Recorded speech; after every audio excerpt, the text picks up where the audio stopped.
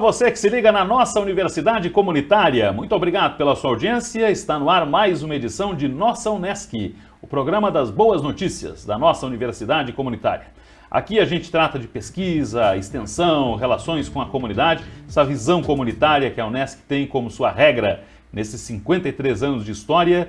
E a gente gosta muito, por exemplo, de trazer aqui os nossos professores que estão aí pesquisando, estão aí buscando cada vez mais conhecimento, ampliando horizontes para os nossos estudantes, que são a razão maior da universidade. E esse vai ser o caso do programa de hoje aqui. Mas antes quero lembrar que o Nossa Unesc é uma realização da Ecocria, a Escola de Comunicação Criativa da Unesc. Convidamos você a conhecer os nossos cursos de formação dos profissionais do futuro na comunicação, que são os cursos de jornalismo, publicidade, propaganda e comunicação digital. Aqui está a Unesc com a Ecocria, agradecendo a sua audiência. Bem, o programa de hoje vai enveredar por alguns dos tópicos que constam lá nas ODS, não é? Que são os objetivos para o desenvolvimento do planeta, para o futuro, o desenvolvimento sustentável, essa visão da sustentabilidade que é tão necessária e que às vezes escorre entre os dedos, né? E nós temos uma peculiaridade importante aqui para a nossa região e que conta com um estudo que é inclusive um projeto de extensão aqui na Unesc associado a recursos hídricos, porque toda vez que você abre a torneira, abre o chuveiro, você vai usar água, por exemplo, é importante que você lembre que os nossos recursos hídricos, se não forem bem cuidados, eles não são infinitos, não é? Eles podem ter um limite. Então, existem objetivos que nós precisamos alcançar em escala local, regional, nacional e internacional para não sofrer muito no futuro. E nós vamos conversar sobre tudo isso no programa de hoje, dentro do contexto de um projeto de extensão que é desenvolvido por uma professora que eu vou apresentar em seguidinha, em 1 minuto. Fique conosco, Nossa Unesc no ar, aqui na nossa Universidade Comunitária. Já voltamos.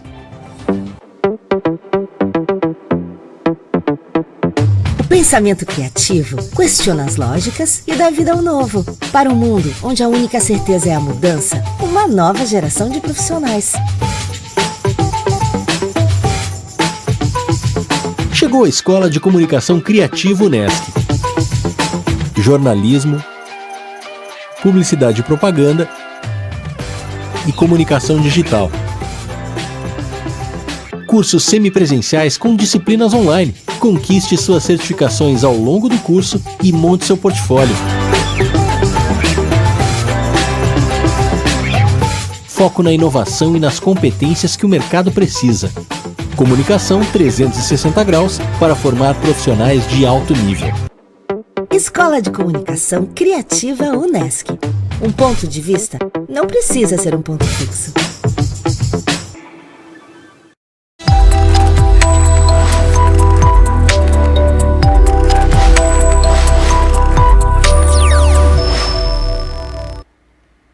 Voltamos com o Nossa Unesc aqui na nossa Universidade Comunitária. Este programa é gerado desde os estúdios da Unesc TV, aqui no campus da Unesc, para as nossas emissoras parceiras aqui no sul catarinense, emissoras de televisão e de rádio de volta com o Nossa Unesc.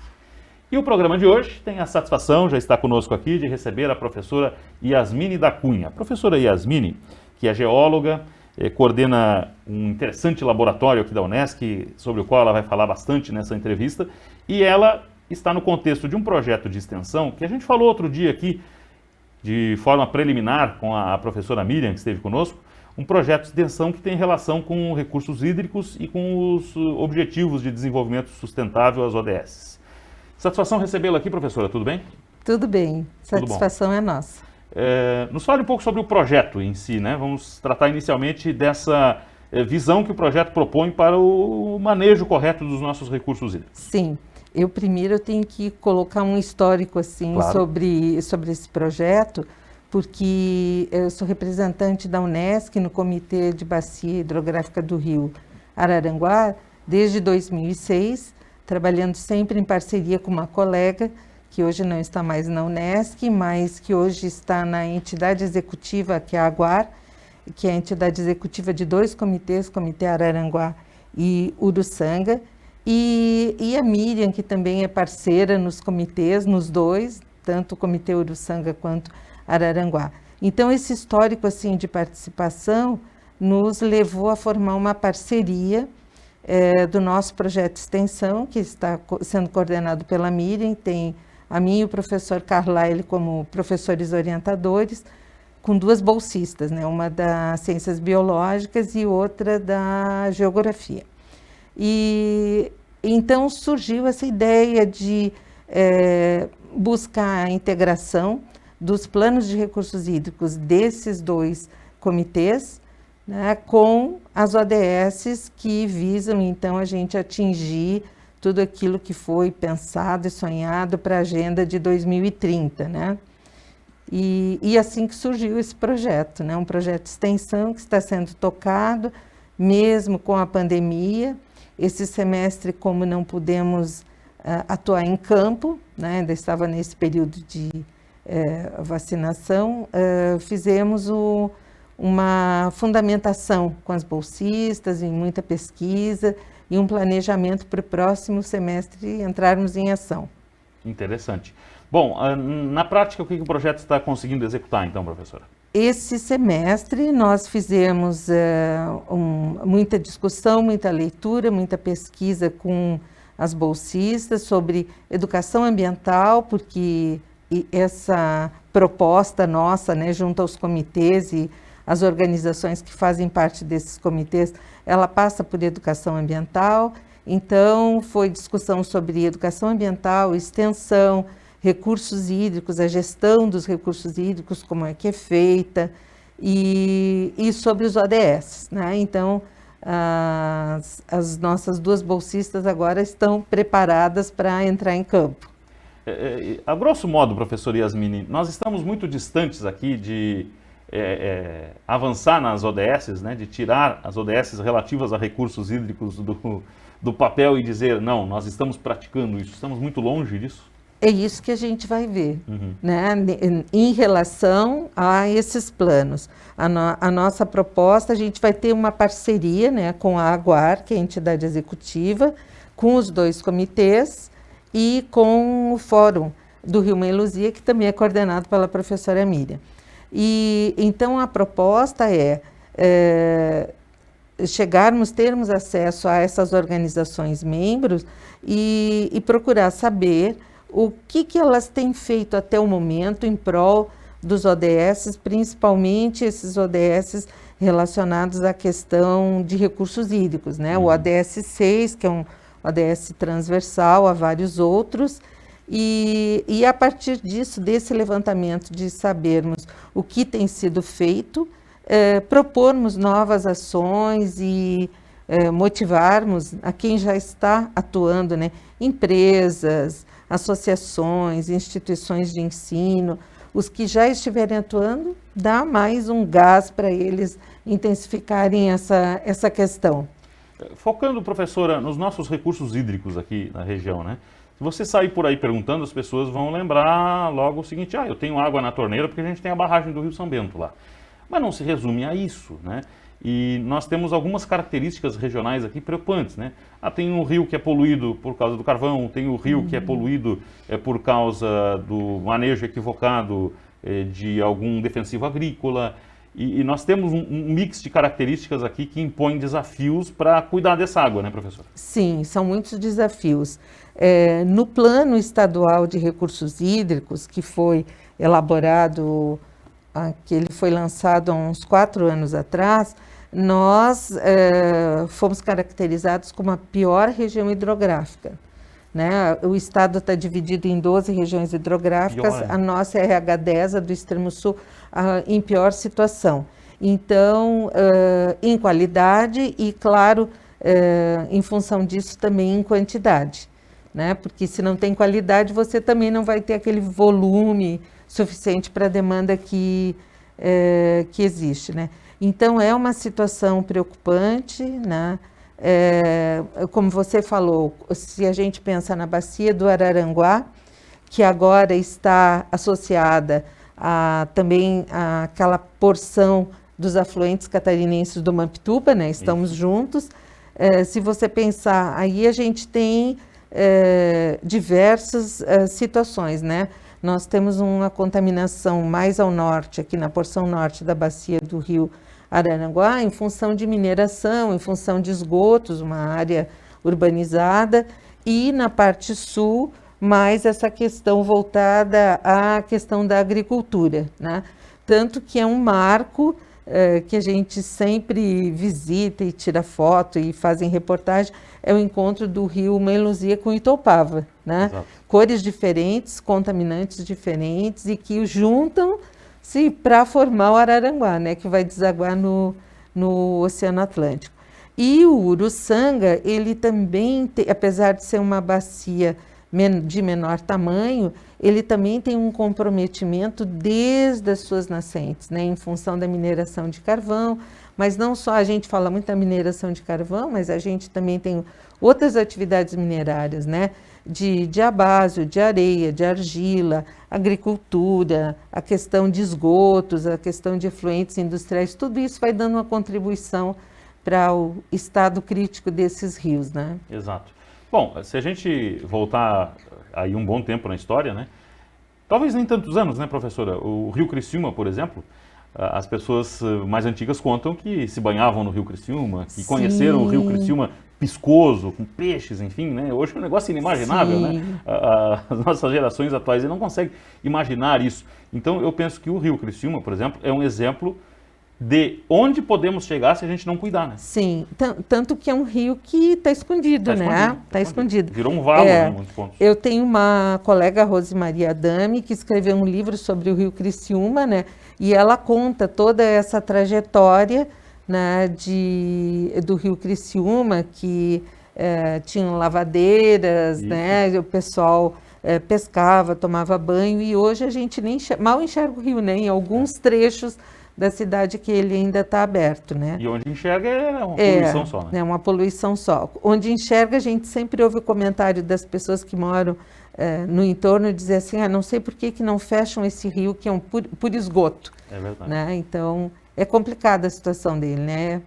É uma pena, poderia ter uma história diferente. Eu já conheci a nascente do Rio Criciúma e ela é pura, né? Sim, uma nascente qualquer de rio, ela é pura, ali no bairro Cruzeiro do Sul, por ali, né? Perto do Criciúma Clube, naquela região ali, tem uma nascente límpida, né?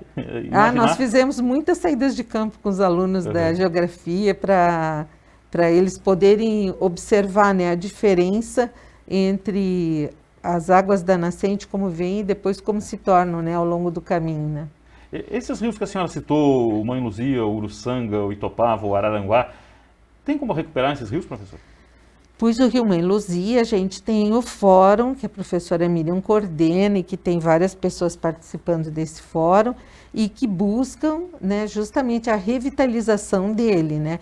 É um processo demorado, é um processo caro, muitas técnicas e processos ainda estão sendo pesquisados para ver, mas é um processo caro, demorado e que vai depender do engajamento, né, de todas as atividades que são desenvolvidas ao longo da bacia. Vou falar agora aqui do Rio Mãe Luzia, né, que inclui mineração de carvão, inclui indústrias, né, inclui a questão urbana com esgotos. Então, vai precisar ter um engajamento de todas essas atividades para que isso seja um futuro, né? Perfeito, perfeito. E o Rio Araranguá? É uma situação mais delicada? O Rio Araranguá é mais delicado, porque o Rio Araranguá, por exemplo, o Rio Mãe Luzia, ele é um afluente do Araranguá, né? E o Rio Araranguá, ele tem vários afluentes, ele tem o Rio dos Porcos, o Mãe Luzia, ele tem o Manuel Alves, o Itopava, e cada um desses afluentes, ele traz contaminantes e sedimentos da área que é drenada por eles e seus afluentes, né?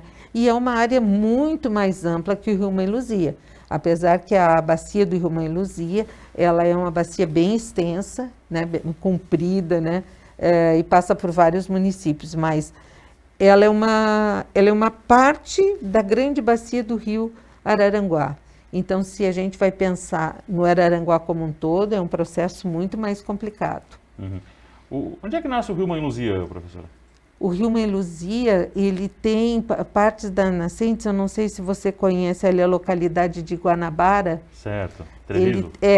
Acima, eu nunca cheguei na nascente mesmo dele, mas a gente leva sempre turmas lá para conhecerem como era o Rio Mãe Luzia antes de chegar na mineração de carvão e o que se tornou depois, né? Mas onde vocês chegam lá, ele está limpo? Ele está limpo, Olha o pessoal toma banho, né? Uma água bem límpida, um local muito bonito lá na Guanabara, localidade de Guanabara. Mas a nascente mesmo está um pouco acima.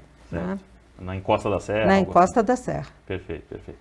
Professora Yasmine segue conosco, conversa importante sobre rios, recursos hídricos. Isso tudo está no escopo desse projeto de extensão que a professora está nos destacando. E daqui a pouco eu vou colocar um outro tema na conversa aqui, que é um tema de domínio da professora também, que são as turfas. Daqui a pouco vamos falar de turfa. Você sabe o que é turfa? Nós vamos falar sobre elas daqui a pouco aqui no programa.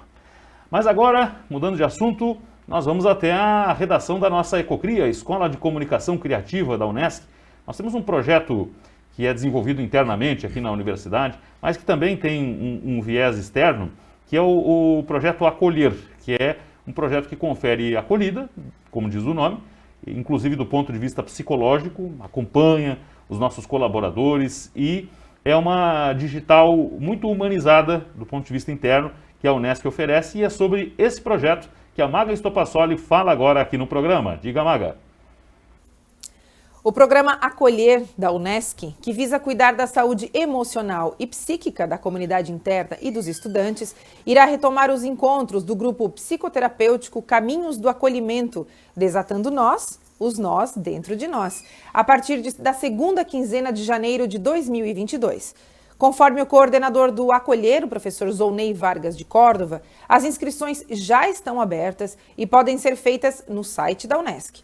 O coordenador salientou que o grupo é destinado aos acadêmicos da instituição e tem por objetivo a construção de vínculos na busca por novas formas de encontro, assim como a promoção da partilha de estratégias e experiências que fortaleçam a saúde mental. O programa Acolher da Unesc busca em suas ações a promoção e prevenção do adoecimento da saúde mental. Constam na pauta ainda o acolhimento pontual e estendido, escuta qualificada, psicoterapia breve individual, práticas integrativas e complementares em grupos, além de grupos terapêuticos, psicoterapêuticos e operativos, que estão entre as principais atividades do Acolher Unesc. O Acolher tem 2 anos de atuação e em 2020 realizou atendimentos a toda a comunidade interna de acadêmicos da Unesc. Durante os 12 meses do ano passado, os profissionais do Acolher realizaram mais de 2.200 atendimentos. Legal, obrigado, viu, Maga? Essa e outras notícias você confere lá no unesc.net/agcom, que é o espaço onde os nossos jornalistas aqui da Agência de Comunicação da Unesc postam os conteúdos que são produzidos sobre a rotina da nossa universidade comunitária. Continue conosco, o intervalo é rapidinho, na volta eu converso mais com a professora Yasmine, vamos falar de Unesc Virtual daqui a pouco e outros assuntos, não saia daí.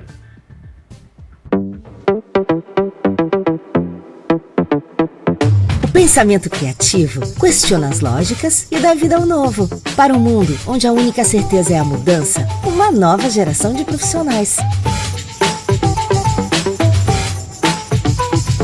Chegou a Escola de Comunicação Criativa Unesc. Jornalismo, publicidade e propaganda e comunicação digital. Cursos semipresenciais com disciplinas online. Conquiste suas certificações ao longo do curso e monte seu portfólio. Foco na inovação e nas competências que o mercado precisa. Comunicação 360 graus para formar profissionais de alto nível. Escola de Comunicação Criativa Unesc. Um ponto de vista não precisa ser um ponto fixo.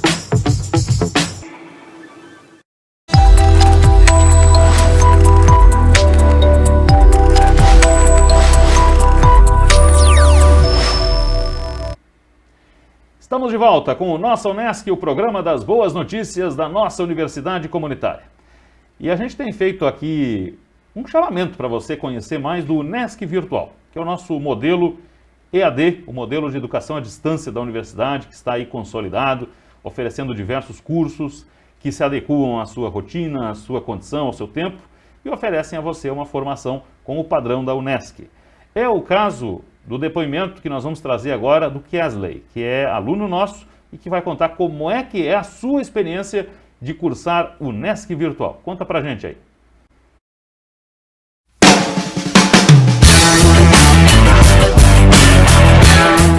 Oi gente, meu nome é Kesley, eu sou estudante de Gestão Financeira da UNESCO e eu estou aqui para contar para vocês como é a experiência do UNESCO Virtual. A gente sabe que nesse período de pandemia nós precisamos nos reinventar e a UNESCO, trazendo isso para o estudante, trouxe isso também para o ambiente virtual. O UNESCO Virtual é dividido por trilhas, onde deixa cada vez mais o aluno próximo à realidade do mercado de trabalho.